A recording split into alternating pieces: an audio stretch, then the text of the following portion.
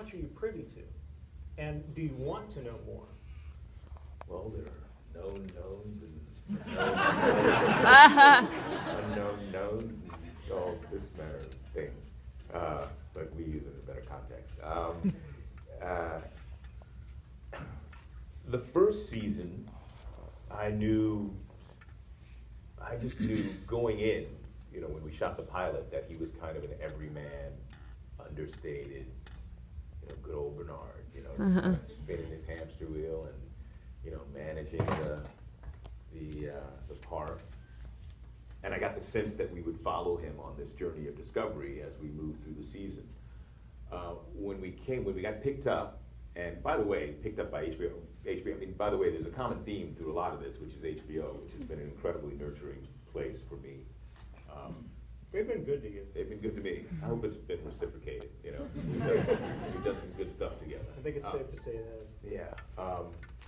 So when we came back for the second season, to pick up the second episode for the start of the season, Lisa Joy, who's the co-lead writer, husband and wife team, Jonah Knoll and Lisa Joy, pulled me aside. And she went to Harvard Law. She left Harvard. I think she was at McKinsey somewhere, and then she was off doing various things. And she was in the DA's office in LA, and she's super articulate. And she decided she wanted to be a writer. She wrote a spec script for a show and got picked up. She left it all and started writing. Super articulate, like brilliant, right? And she stumbled around for like half a minute, 45 seconds, trying to, what I want to tell you, so it's, so your character, it's complicated. Okay, okay, how do I say this? Okay, you're a host, you're a host. And I'm like, what? Like, you know, that scene that you might have seen in my head, like, cracked open. Really? But it was exciting because it added so much obvious new dimension to what we were able to do. And I held it close, you know, to my vest because they asked me to. But it also gave me this kind of, one of the things that the show plays with is mirror images and you know, kind of Escher-like, you know, relationships to reality and realities where things are kind of born out of themselves and not, and kind of feed, you know, just cross-cutting between parallel timelines, and there are characters who are there, younger and older versions of themselves, and in the same time period, characters who are the mirrors of other characters in that same time period. That's right. It's like it's math. That's right. In addition to being very much drama. So. Very much so. Very much so. And those mirror reflections don't stop at character, as we're beginning to discover. But so for me, it meant that the voyage of discovery that the audience was on, in terms of understanding, you know, time, place, or times, place, you know, cast of characters, and all of that, that Bernard was going through that exercise as well, and that journey of discovery for him was not just about the external world; it was about a journey of discovery within himself too. So that was like, okay, yeah, give me all that, you know. This year, they didn't tell me much at all. They wanted to keep me in the dark. Now, without giving too much away, you know, spoiler alert if you haven't seen, I shot in the first 4 weeks of this season. I shot scenes from about 7 or 8 different episodes because we were shooting Tony. Right. Right? And so I got clued in.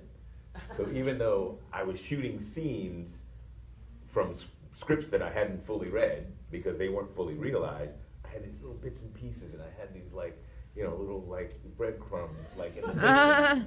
And then I'd get the first script and the first 2, and I go, oh, okay. Oh my God! So you're like somebody on Reddit, except you're actually in the I'm show. Yeah. That's what I try to emulate, you know. That's what my character is based on, you know, a Reddit user. But at the same time, of course, you know, Bernard is going through this this challenge of, you know, he's kind of, you know, if there's a you know a robot version of hallucinating, that's where he is. You know, he's trying to figure out time, place, as it relates to his machine and trying to reconcile it with the damage that's in his hard drive, and so he's really in the moment trying to feel his way, toward his survival. And so likewise, I was doing the same thing on set, So the thing that I've learned, having worked on all of these various projects, is that you're only as good, the work's only as good, the experience is only as good as the collaboration and the collaborators. And if the collaboration falls apart, the collaborators are full of shit, then the experience is a cynical one, and it's a really torturous one. It's because you invest yourself in these things. And when someone kind of misuses that, exploits that, it's not a lot of fun. Because it's not that it's like, we're not like, we're not surgeons or anything like that. But still, you're kind of performing a bit of a surgery on yourself because you're lending this stuff, And when that's abused, it's not good. You want to punch somebody in the face, So when you find the collaboration and collaborators like we have on this, from the top down and throughout, then there's a level of trust that's created that allows you to give in to the unknowns in a way that with this show I would not previously have been able to do. But having gone through the first season and just seeing the process and understanding how we work and how committed we are and how hard we work and how just visionary Jonah and Lisa are, we give into it.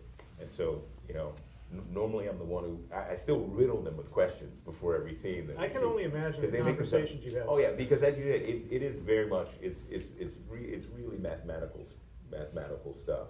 Just because you're trying to understand the narrative that you're in often, and then there's another narrative that it relates to. Then there are things that you're imagining in your head, so you've got to kind of edit as well. And then there are all these memories. These memories that are supposed to have been erased from the hard drive, but they pop up like traumatic images. Right, and that a human would feel. And they're woven into the screen, right? And so you can't just kind of stare off blankly and like, you have to have a very specific understanding of what it is you're looking at and why you're looking at it. And so you're kind of acting and you're editing and you're kind of envisioning all at once, and it's and at the same time, Jonah was a former programmer, so he's